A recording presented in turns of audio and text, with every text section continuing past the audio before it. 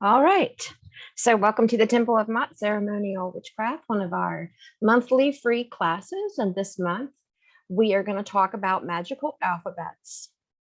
There's thousands of them, so we're going to kind of keep it limited to just a few. But there's two basic groups of them, and that's what we're going to cover today. Okay, if I can get this to start working. There we go. All right, so this is just a little peek at my one of my working notebooks. And on the left, you have some alphabets that are based on the Hebrew alef-bet or alphabet. As you can see, I kind of made an error. If you're familiar with the Hebrew alphabet, which is the first column in blue on the left, I left out one of the letters as far as the order that they're in. So on the left side, we have some that are based on the Hebrew script. And then on the right, we have some that are going to be more familiar to us as far as the letters of the Latin alphabet. And these are some that I actually use, and I think it's fascinating. You can kind of see similarities sometimes between these scripts, and at other times, they look completely different. If you look at the Hebrew script, the Old Hellenic, and even some of the ancient Phoenician script, which was also influenced by the Sumerian script, they have elements of kind of what we normally see in Runic alphabets. So that's kind of interesting. And then on the right, one of my favorites is the Scandinavian Gothic alphabet.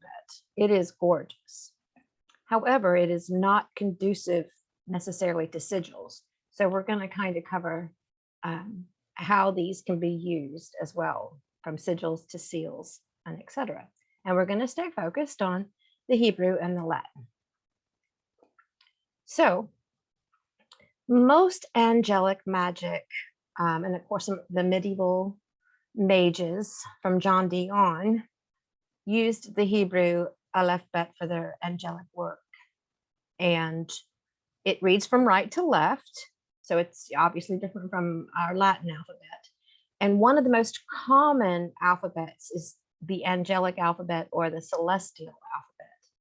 Now we'll just take a quick look. And as you can see, this is right to left is the Hebrew. So Aleph, the first letter of the alphabet, which is basically A, looks very similar down here in the angelic alphabet. And you can see a lot of commonalities. For instance, the letter Dalet is pretty much the same. They pretty much just took the Hebrew alphabet and made it lines, circles, and curves. But it's a very popular alphabet. It is similar to the Malachim alphabet, and it is used in a lot of angelic work, especially with the Shemham Pharesh, which is the 72 name of God, if you're familiar with that. But we don't want to get too deep. So here's a close-up example of the celestial alphabet. And this is actually the one that I do recommend you start with if you're going to use a Hebrew alphabet, if you're going to do angelic work, because it is very conducive to making sigils. Of course, you can write out a Hebrew word using the angelic alphabet. Like, as you will see sometimes in seals, they'll have a Hebrew script around the perimeter of the seal. You could do the same thing with the celestial alphabet, but it's also wonderful to use as a sigil or talisman by combining letters into an piece of art or a particular form. And don't want to leave you hanging on how that happens. So my first pagan name was Rose Crow. So I took as an example, I took the Resh, I think I did Samek, yeah, Resh, Samek, Kaf, and Vowel, which are R, S, C, R, and W. We have two R's, so just reduce that to one like you would do in most exercises of this nature. So I just basically took those letters, and you can see them up through here, their versions. So here's, I ended up drawing the traditional Shin because I write in Hebrew a lot, and it just kind of happened automatically. But normally the Shin letters there would have 3 dots or 3 circles on the top. And you see, basically what I got was something that looked a little bit like the Venus of Willendorf. I could use that sigil as a personal talisman, using something almost similar to the goddess figurines of ancient times, like Erda and even Gaia, which was really cool. On the right, I have to confess, I was making the word, Hebrew word for power, and it is Kaf Vav Chet. Unfortunately, I chose the letter for Kuf and not Kaf when I was drawing the diagram. So you see up here, I've got these three shapes. One looks like a drunk tea. The other one looks pretty much like a wand. And then the box letters here with the two dots.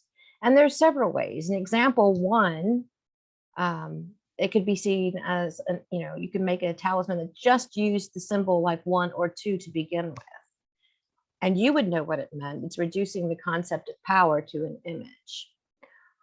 For me, I could even take this into an art form and see it as a flower sprouting out of the ground, or even a 3-leaf clover in a decorative motif. So you can even make these decorative.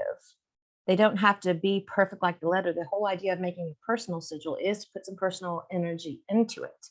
So for instance, with power, I could literally have a flower coming out of the soil. And what better analogy for power too? I mean, you'll find that happens a lot when you're working with sigils. The images you make match the concept or the word that you're going for.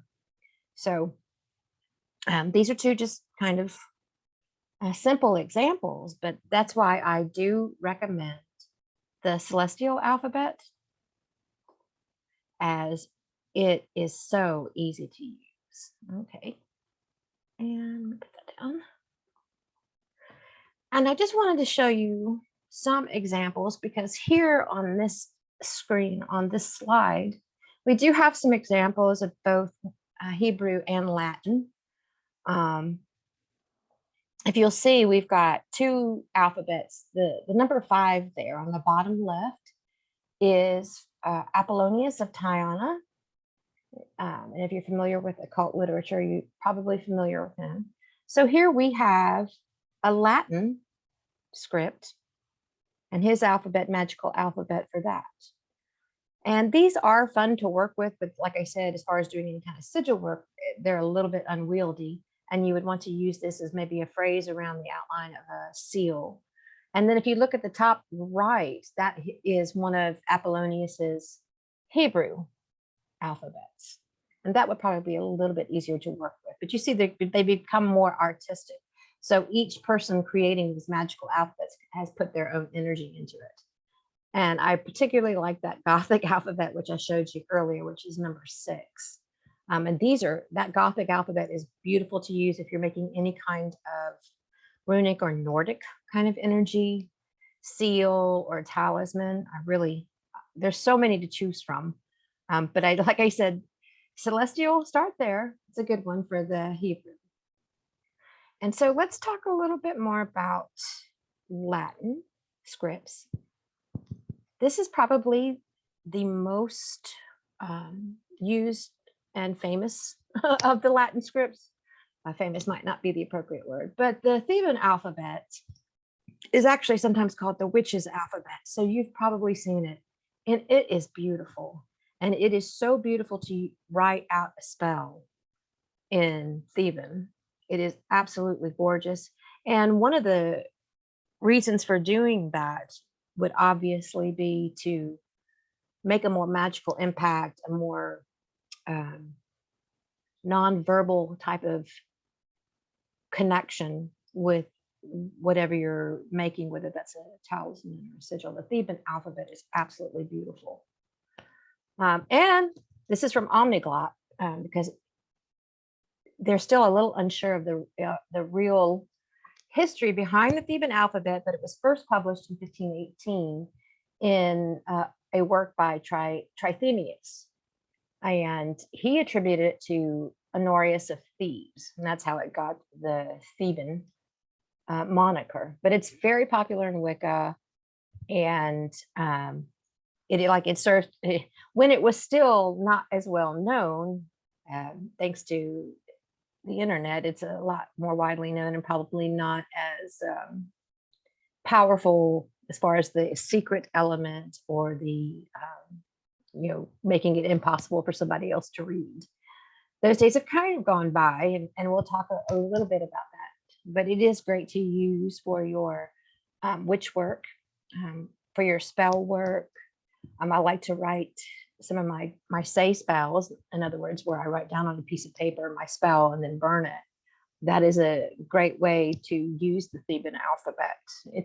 It just adds this nice magical element, and a little bit arcane and occult energy to it as well. Let me see if I can get this out of the way. There we go. So while the Theban script is one of the most aesthetically pleasing scripts, like I said, it is very unwieldy for sigils, combining letter work. So it's usually used in a seal, like you see on the left, the triskel or the triquetra in the middle. I love that. It's a beautiful symbol, and that could easily be used for goddess work, for Maiden Mother Crone, or as we use in the Temple of Mot, blossom, bloom, and seed, or sprout, bloom, and seed, sprout, blossom, and seed. So both of these are just beautiful examples of the Theban alphabet used as more as a talismanic type tool. And then finally, I want to talk, as far as alphabets, I want to talk about the Runic alphabet. Again, the Runic alphabet does line up quite well with the English language or the Latin. The diphthongs, or the double letters that you see over on the right, are based on the nature of the original languages from which the Runic alphabet came, the cultures that it came from. Like Magickal is actually a tree and related to a rune as well. So the Runic alphabet you're probably very familiar with, and it is most commonly used in bind runes. And a bind rune is not necessarily binding a rune for binding. It is a rune where the energies are bound together. So you take 2 or 3 or more runes, bind them together so that you're basically combining purposes or energies together to create a constellation of energies that will achieve the goal you're working for. So I have successfully used a justice bind rune on many occasions for legal proceedings, including my custody case when my son was young. And, as one of the symbols that was part of that was the Taiwaz, the warrior rune, because I was fighting for my kid. And that went successfully as well. But for example, I have an example on here. You might choose to combine Euros, which is, and if I'm pronouncing these wrong, please forgive me, which is the rune for power, that primal force. And then Wunjo, which is for joy. That's a great one to use for vitality. And you could even paint a bind rune like that on like a piece of glass, like a glass pebble or a stone, and carry it around with you.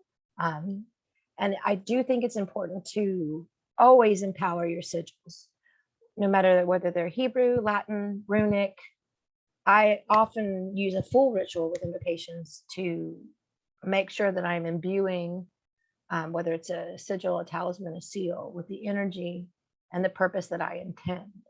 So I do, while it's great to draw them and just maybe throw that rock in your pocket with the sigil on it, empower it too, because that's the magic. That's where you draw out the energy of the connection that you're making to this symbol and what it means, and the more cosmic and mythic and psychic energies behind it, as well as the cultural and the earth energies behind it. So here's a few that I found that I just wanted to share with you. These are not mine. But you can see through these that the Runic alphabet really does make a nice tool to work with for creating, whether you're making a bind rune or you're making a sigil, like we were talking about with the joy rune and the victory rune, or the Oh, we can stop there.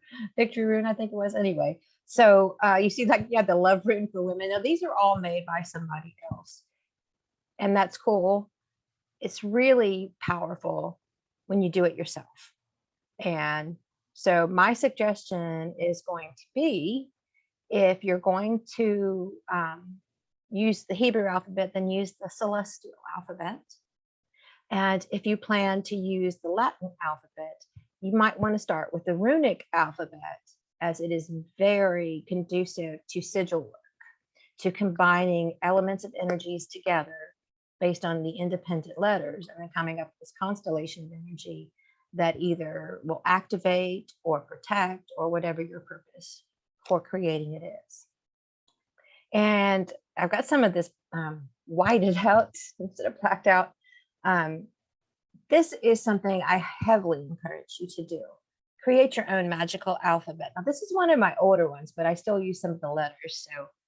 So in keeping with the power of secrecy and intimacy that comes with when you work with something like this, I'm not going to share my entire alphabet, but you can see a little bit from that first column.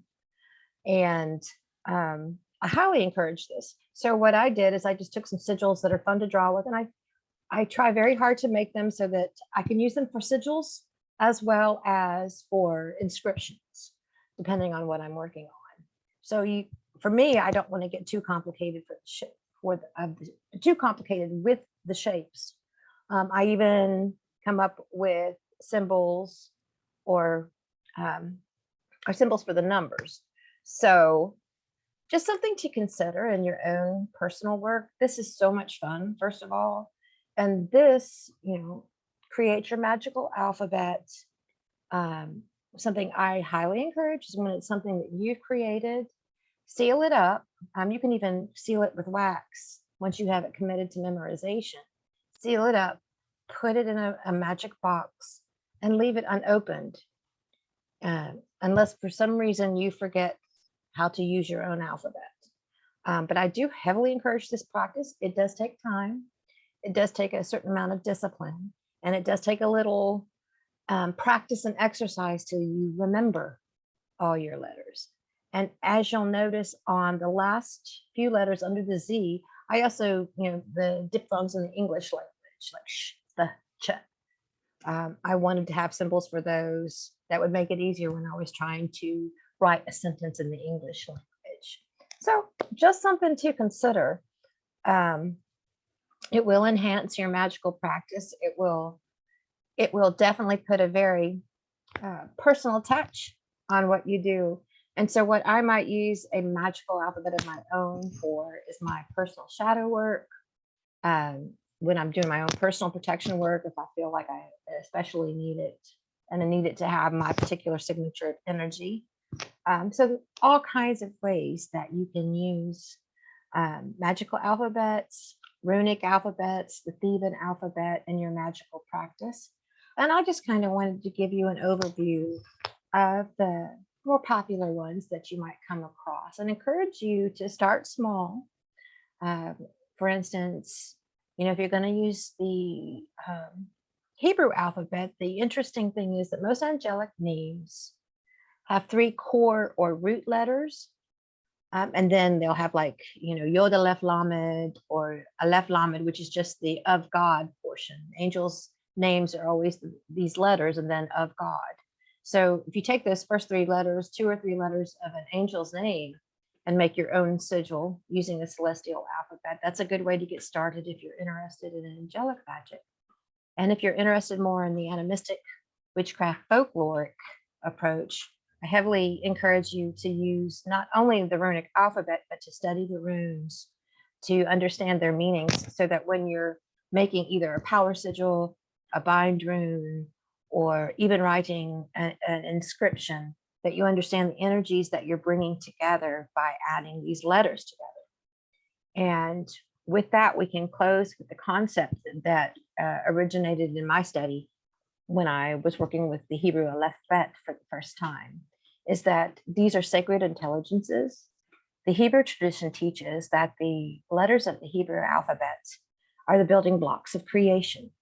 And even in ancient Egypt, every letter had a special sound as well as a meaning and a particular way it was drawn.